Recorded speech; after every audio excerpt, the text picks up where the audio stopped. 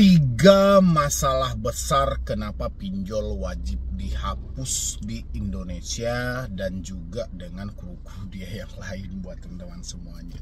Sadar nggak sih bahwasannya selama ini kita itu sudah masuk dalam permainan mereka gitu loh. Sayangnya dari pemerintah kita itu tidak memperhatikan dengan serius dampak berat dari pinjaman online ini gitu loh ya. Dia hanya memperhatikan sebatas ya pinjol ya itu bagus, itu bermanfaat, itu membantu.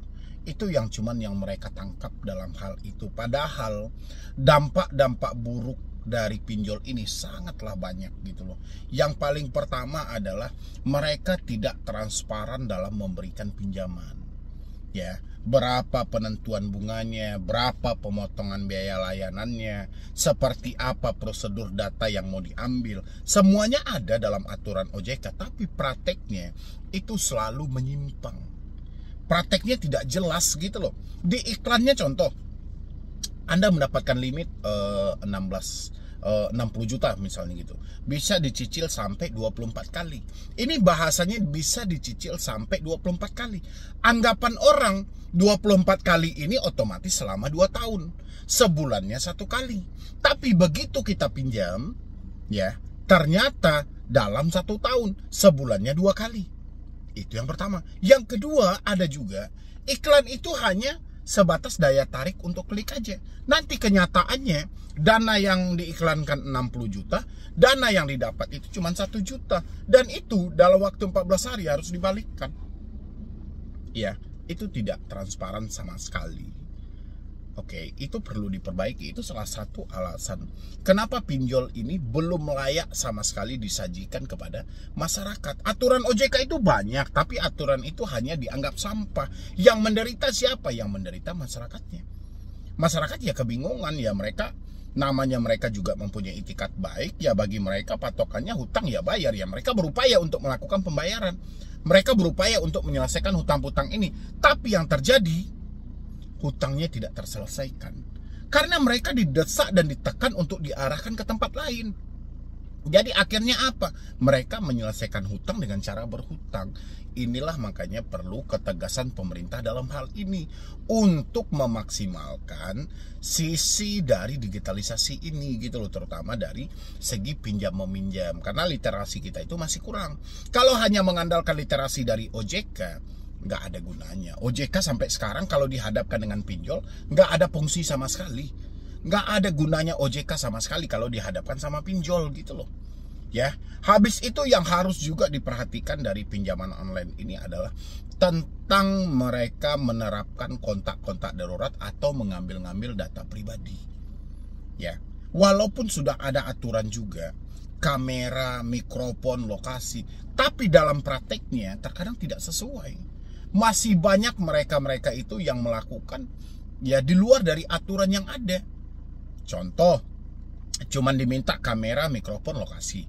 Kalau ada mereka meminta izin akses kontak, ya itu kalau kita tidak mengizinkannya, itu malah akses kita tidak berlanjut. Proses kita tidak berlanjut, padahal aturan juga sudah ada kan. Pinjol dilarang mengakses data pribadi. Apabila ditemukan nanti pihak si debitur bisa ada kewenangan antara mengizinkan dan tidak mengizinkan, tapi tidak membatalkan soal proses.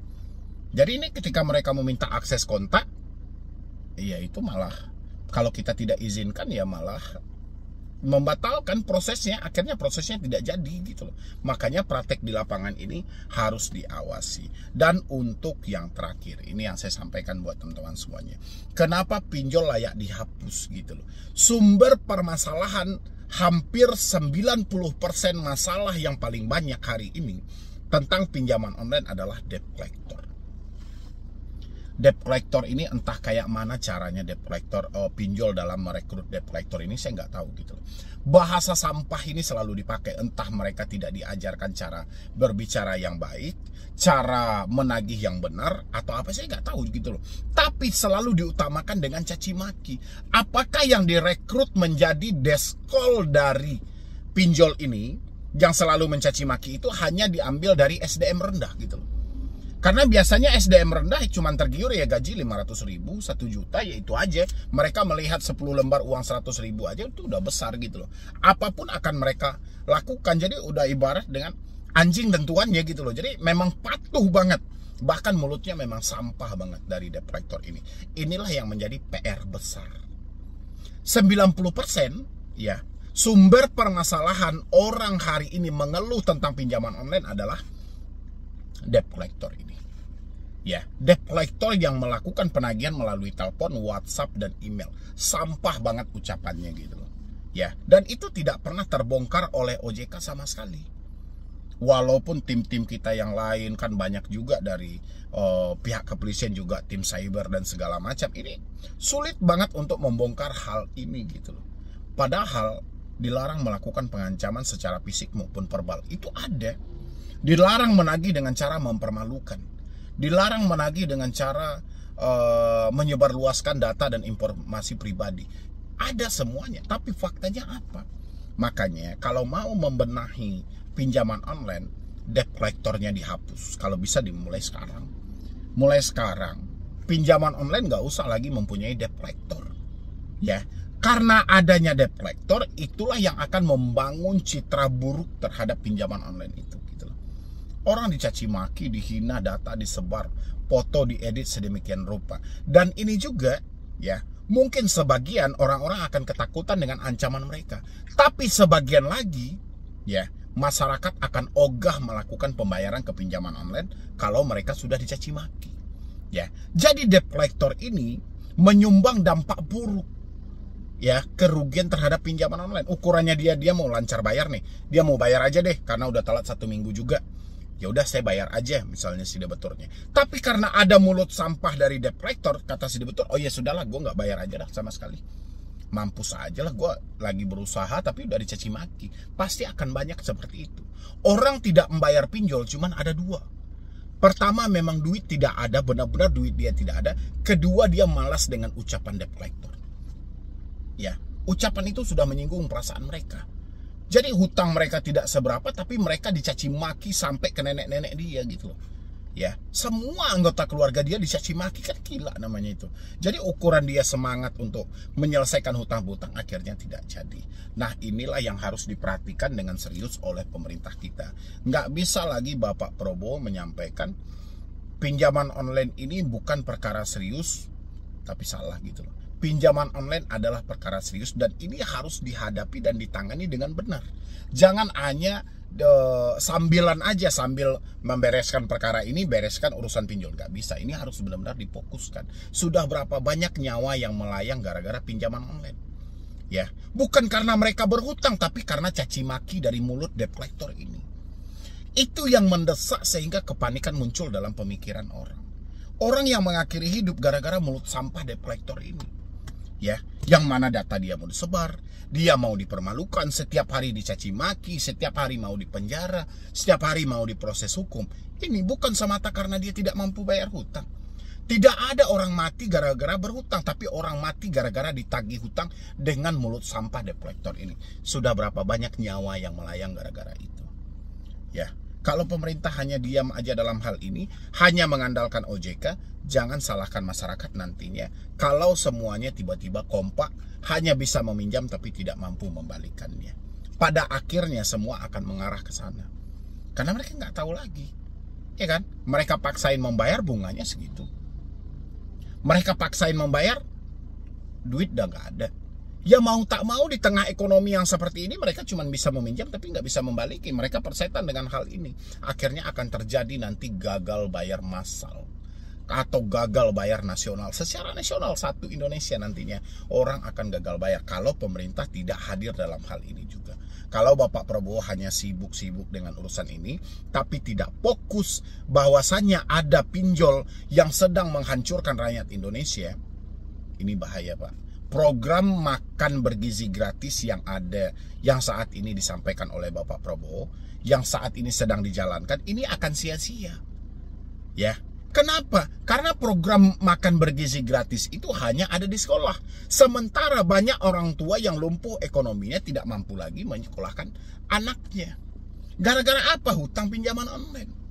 Ya, Banyak orang tua yang depresi, banyak orang tua yang stres, akhirnya anaknya terabaikan. Bapak Prabowo harus pikirkan itu gitu loh. Selamatkan dulu masyarakat Indonesia, bebaskan mereka dari kapitalisme, dari kartel dan monopoli ini, supaya ekonomi keluarga mereka bisa pulih lagi. Tanpa ada program makan bergizi gratis pun, mereka bisa mengasih makan anaknya yang bergizi, asalkan Bapak memikirkan mereka dengan maksimal. Kasih pekerjaan, kasih gaji yang layak, hindari mereka dari hutang-hutang yang menjerat dengan bunga tinggi. Udah selesai, nggak perlu sibuk-sibuk memikirkan makan bergizi gratis ya.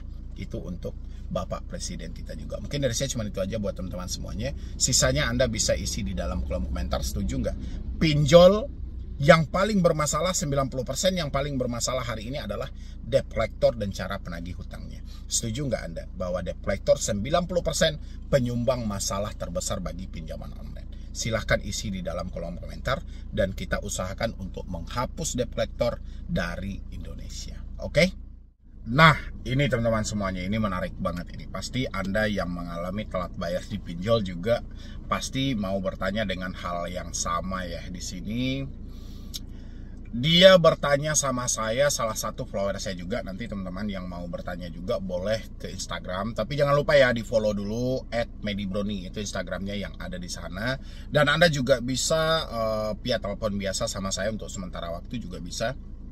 Klik tombol gabung yang ada di bawah nama channel untuk Anda konsultasi nanti ya. Di sini dia bertanya sama saya, Assalamualaikum Bang, bagaimana mengatasi data yang sudah terlanjur disebar oleh pinjol ilegal ya. Sebenarnya bukan ilegal aja ya, legal pun juga banyak ya teman-teman semuanya ya. Mungkin sudah terlanjur disebarluaskan ya, walaupun yang legal jarang banget ya menyebutkan nama aplikasi mereka, dari aplikasi mana, mereka kan tidak menjelaskan itu. Tapi data sudah terlanjur tersebar, bagaimana cara mengatasinya? Ayo, siapa yang pengen juga butuh jawaban juga dari pertanyaan Anda yang seperti itu, silahkan isi di kolom komentar nama aplikasi Anda apa dan berapa banyak aplikasi yang sudah Anda pinjam. Oke. Cara mengatasi data yang sudah terlanjur tersebar di pinjol ya, karena kita telat bayar atau tidak mampu bayar. Yang paling pertama kita atasi ya, mungkin kita memutus dulu komunikasi yang ada teman-teman semuanya. Kenapa seperti itu Bang? Orang setelah selesai penyebaran data dari pinjaman online, contoh debt collector menyebarkan data kepada temanmu, nanti temanmu yang mengirim kepada dirimu. Seketika itu rasanya malu banget ya, malu banget, gimana lah ini, aduh rasanya dunia sudah hancur dan segala macam. Tapi tenang aja teman-teman, moto solusi utang itu adalah lebih baik malu sesaat daripada hancur selamanya. Gak ada masalah, data Anda disebar sehari, 2 hari, seminggu, 2 minggu, orang-orang akan lupa. Bahkan ada sisi baik dari penyebaran data teman-teman semuanya. Mungkin data Anda disebar, rasa pada diri Anda adalah malu banget. Wih, malu banget lah hutang sampai disebarluaskan, yang seharusnya hutang ini menjadi privasi. Tapi sisi baiknya teman-teman semuanya, dengan adanya penyebaran data itu sebagai bentuk warning ya, pemberitahuan, peringatan kepada orang sekitar Anda bahwasannya pinjol tidak baik untuk Anda pinjam loh. Kalau sempat Anda minjam pinjol, dampak buruknya nanti akan seperti ini. Secara tidak langsung Anda telah menebarkan suatu kebaikan juga, memasang iklan kebaikan juga untuk memperingatkan orang-orang sekitar Anda kalau bisa jangan pinjam pinjol kalau Anda tidak mau seperti ini. Ya, itu sisi positifnya dan sisi baiknya. Sekarang kita masuk untuk mengatasinya. Mengatasinya ya memang harus kita memutus komunikasi. Selagi kita tidak melihat lagi, selagi kita tidak menerima lagi laporan dari orang sekitar, rasa saya hal itu hal-hal wajar aja gitu loh. Ya, itu akan hilang dengan sendirinya nanti sampai seiring waktu berjalan. Daripada untuk pinjol ilegal ini semakin Anda bayar, semakin tidak akan selesai. Anda bayar, dana dikirim lagi. Anda bayar, dana dikirim lagi. Karena bagi mereka, Anda adalah nasabah yang baik, Anda menunjukkan suatu ketakutan, dan mereka akan memanfaatkan ketakutan Anda. Sama pinjol legal juga dengan hal yang sama. Ya, satu-satunya kekuatan yang dimiliki oleh pinjol karena nomor handphone Anda ada sama mereka dan itu masih aktif. WhatsApp Anda ada sama mereka dan itu masih aktif. Melalui dua komunikasi inilah mereka akan melakukan penyerangan terhadap batin Anda gitu. Ya, orang yang selesai dari penyebaran data kan batinnya tersiksa banget. Rasa takut menghantui dan segala macam gitu loh. Ini tujuan dari si debt collector. Makanya saya selalu bilang tingkat keberhasilan paling utama dari debt collector pinjol melakukan penagihan adalah memberikan Anda ketakutan. Ketika data Anda disebar, itu membuat Anda nggak nyaman dan Anda ketakutan. Itu sudah poin keberhasilan. Sekarang coba dulu Anda sepakat semuanya, memutus semua komunikasi yang ada. Telepon, WhatsApp jangan lagi Anda gunakan gitu. Ini menyelamatkan diri Anda ya. Ini menyelamatkan diri Anda, menyelamatkan mental Anda, menyelamatkan pemikiran Anda dari hal-hal yang seharusnya tidak perlu Anda pikirkan. Dari hal-hal yang seharusnya sudah bisa Anda hindarkan supaya Anda bisa fokus untuk bekerja dan berusaha buat ke depannya. Ya, jadi mengatasi sebenarnya data yang sudah terlanjur tersebar adalah putus semua komunikasi yang terhubung, perbaiki cara berpikirmu. Ya, kan kita selalu beranggapan hal-hal yang buruk setelah data kita disebar. Orang-orang pasti ngejudge diri kita, orang-orang pasti ngecap kita jelek dan segala macam. Buang semua pemikiran buruk itu, belum tentu orang lain akan memikirkanmu. Terkadang penyebaran data itu orang lain selalu mengabaikan juga. Apa ini juga nggak terlalu penting. Mungkin di sebagian orang ya, orang akan mengabaikan hal itu. Di sebagian lagi ya mungkin mereka akan serius untuk mengkepokan urusanmu. Padahal sebelumnya orang yang kepo terhadap urusanmu itu adalah orang yang mungkin selalu mencari tentang keburukanmu setiap hari. Kan kita ini selalu ada orang yang pro dan kontra juga gitu loh. Oke, jadi untuk mengatasi data yang sudah terlanjur tersebar, ya mungkin saya cuman bisa menyarankan itu, putus komunikasi yang ada. Habis itu perbaiki cara berpikirmu. Ya, dan Anda ingat selalu moto solusi utang, lebih baik malu sesaat daripada hancur selamanya. Kenapa kita lebih memilih malu sesaat? Ya, karena data kita disebar, ya pastinya malu banget dong. Tapi malu ini tidak akan lama teman-teman semuanya. Paling sehari, 2 hari, seminggu, 2 minggu. Ya, udah selesai. Daripada Anda hancur selamanya, Anda memperpanjang, mencicil, melunasi hutang dengan cara berhutang. Ini akan hancur selamanya. Anda mau pilih yang mana? Ya sebenarnya ini bukan pilihan yang baik juga dua-duanya gitu loh. Tapi rasa saya malu sesaat juga nggak apa-apa gitu loh. Nggak mati juga Anda gitu loh ya kan. Paling juga ya anggap aja ini sebagai pengalaman untuk hidup kita yang jauh lebih baik. Ya anggap aja ini sebagai sebuah perjalanan supaya kita lebih bisa lagi introspeksi diri untuk ke depannya. Ya itu ya buat teman-teman semuanya yang selalu bertanya bagaimana cara mengatasi data yang sudah disebar oleh pinjol legal dan ilegal juga. Tapi ingat buat teman-teman semuanya, ilegal atas dasar apapun tidak usah Anda bayar dan tidak perlu Anda bayar. 1% pun tidak perlu Anda bayar. Anda yang sudah terlanjur meminjam di pinjol ilegal, sesegera mungkin jangan sampai tidak wajib mengganti nomor. Anda yang sudah terlanjur meminjam di pinjol ilegal, wajib mengganti nomor. Ya. Anda yang sudah menyatakan tidak mampu lagi membayar di pinjol legal juga wajib mengganti nomor.